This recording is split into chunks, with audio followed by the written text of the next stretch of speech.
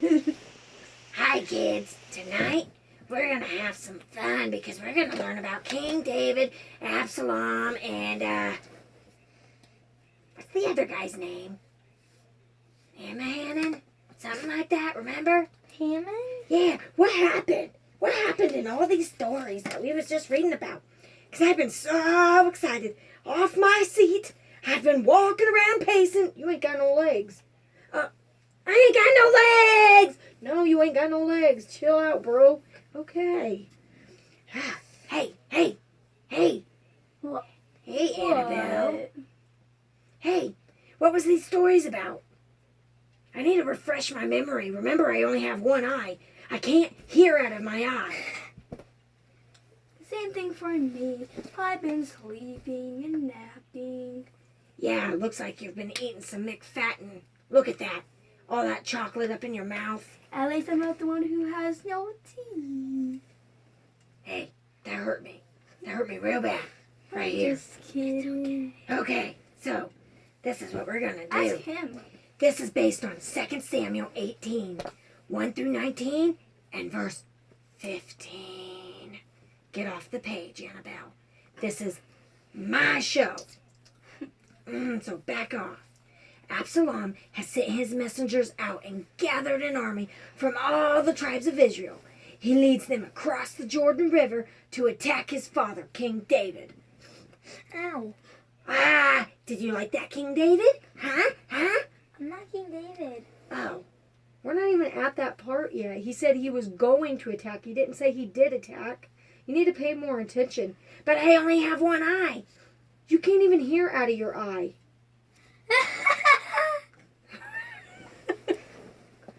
He's weird, I tell you. Okay, so Meanwhile, Job and David have gathered the royal army to their refuge at Mahanaim. Absalom made a mistake by not making sure your army supported his rebellion. We have the best fighting force around. Our skills were honed, defeated the Philistines. Now that we are all in one place, his ragtag supporters won't stand a chance. Mom. Right, Joab? Give the orders to march. I'll go with you. I'll march. Oh, yeah. Mom, what's You a ain't got no ragtag? legs. You ain't got no legs. So how can you march? You ain't got no legs. I only have what? my I don't know what a head and ragtag my- is. I only have my head and my neck. Good for you. Where's your eyes? Up on your eyes. No! David, you are the king now, not just a soldier. Your life is too valuable. Remember when Goliath's giant's cousin sought revenge and almost killed you? Let us fight your battles for you. Stay in the city and be ready to send help if we need it. Wow, that's really smart. Would you guys ever stand up for your king and go into battle for him? Yeah. And tell your king to sit behind? Yeah. Who's your king? God. It's Yeshua. So Yeshua, go away. That's so mean. Yes, it is. Just pay attention and read the story. Let me finish. Read. Excuse me. Annabelle, back off. If that seems best to you, I'll stay here at the gate. For my sake, make sure to spare Absalom's life. He's still my son. In spite of everything he's done, I love him. What was Absalom gathering up an army to do? Do you remember? Kill his father. Yes, would you ever kill your father? No. No matter how mad you got, right? Yeah. Why was he out to kill his father, though? Because he was jealous that he was a king. Yeah. Well, I was about to say and because he was on the other side. That's what I was about to say. Huh. But he wasn't. Well. But, yeah. the two armies meet in the forest of Ephraim. Joab has chosen the battlefield. Oh my gosh, the sun just went down. I can't read. My page is dark. Whoa! Fat cow. Skinny cow. Okay, fat cow. Stop. Skinny kid. So Joab has chosen the battlefield well. Absalom's men can't fight Ow! well in the rough terrain. Oh. Sudden cliffs, thick trees, and wild beasts are just too dangerous to the rebels at the swords of David's soldiers. Oh no. Boy.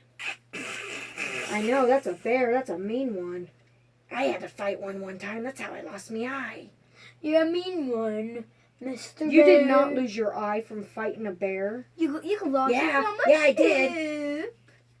Aw. A shipwreck. You're not supposed to know my story, Annabelle. It's my story to tell, not yours. You're so mean. I'm telling Mom. Hey, Mom. Hey, what? Mom, she is Yep. spreading lies about me. You know, it's okay. What do you do when somebody spreads lies? You forgive him? That's right. You forgive them. But But what do you do when somebody interrupts your story? You sit back and listen and shut up? No. You be quiet and listen to the story so you can learn.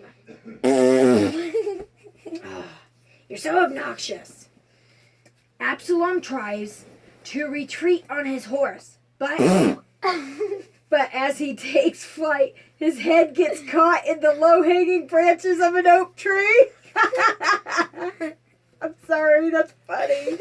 It's like getting caught in your glider that was going down, right? Yeah. Yeah. Okay. Stop it. Oh, I just grabbed your pants. Now. Oh, so while Absalom hangs helpless, Joab finds him there in direct defiance of David's rebellion in the simplest way he knows. Look at this. We got to show these readers. Look at this. Look at this. Show them. Can you imagine being stuck in a tree? Look at this. Just look at this. His hair's caught in a tree. Lucky for me, I have no hair, so I just don't care. Yeah, you do. Look. Yeah, but it can't get caught in a tree. The Gee. beard can. All right, time to finish the story. Exactly. We gotta turn the page. Oh, no, we don't. Stop. Okay, and now it says. All right. While Absalom hangs helpless, Joab finds him there in direct defiance of David's order. He ends the rebellion in the simplest way he knows. I'm sorry, Absalom, but this is the best thing for the kingdom. Sound the trumpet. We have the victory. Oh.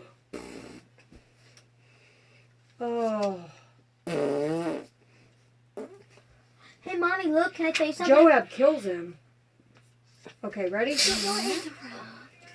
King, we have won the battle. Fine. What about my son Absalom? Is he all right? At the news that Absalom is dead, David climbs to the lookout above the city gate. Alone, he mourns for his son.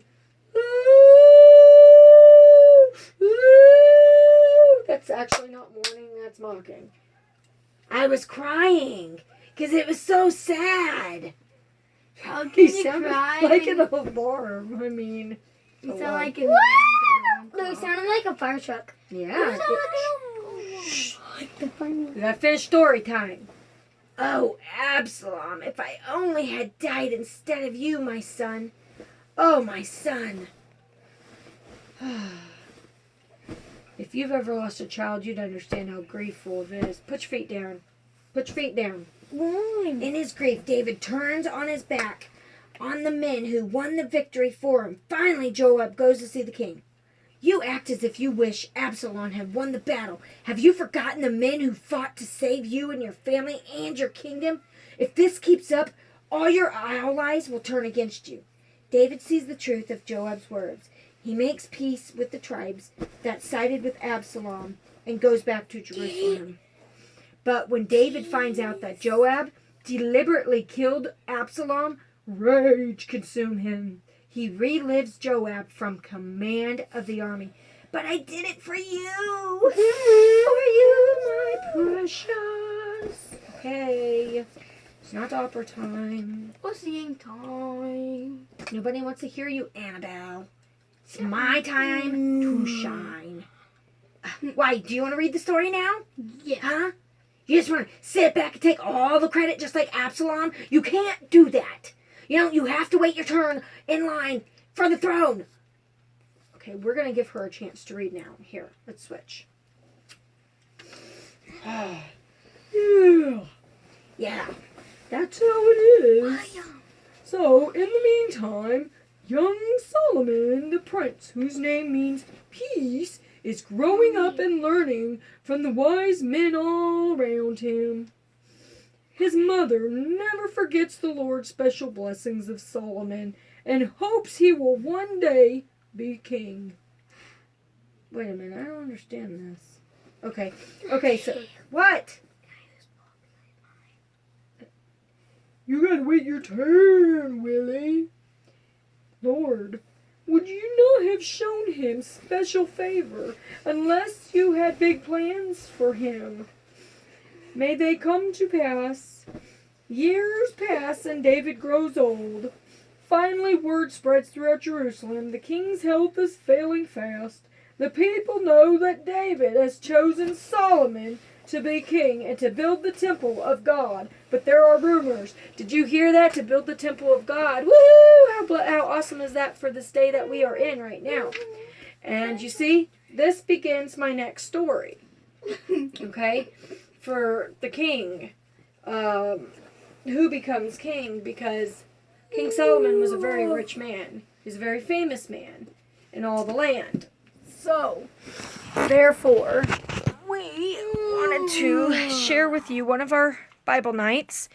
And it's the Action Bible. It is one of the best Bibles for the kids. And we have two puppets here that we use. We call him Paul the Messenger. The reason why, the kids can tell you, why is his name Paul the Messenger? Why did we decide to name him that? Because he's a pirate and he only has one eye, and it looks like he got into a shipwreck, like it said in the story. He's a pirate. How did Paul get his name? By God. Yes, but remember what he did? What was his first name? It was Saul. And what did Saul do? He killed Christians and stuff, right? Yeah. Okay. So, now, those are our two favorite buddies for our Bible time. We try to liven it up some. So, with all the timings and stuff that's going on with the war and the rebuilding of the temple, I just thought that this was pretty amazing how the story tied into this time. And this was not even, this wasn't planned. We've been reading out of the book of Samuel for the past, week? About the past week. So, we will let you go. And do you kids have anything to say? Did you want to tell them personally of that dream that you told me? No, why not? You tell him. I already told them. You did? Yeah. But they'd love to hear it from you. No. Why not? Okay. All right. Well, I guess that's all, folks. We will talk to you later. God bless.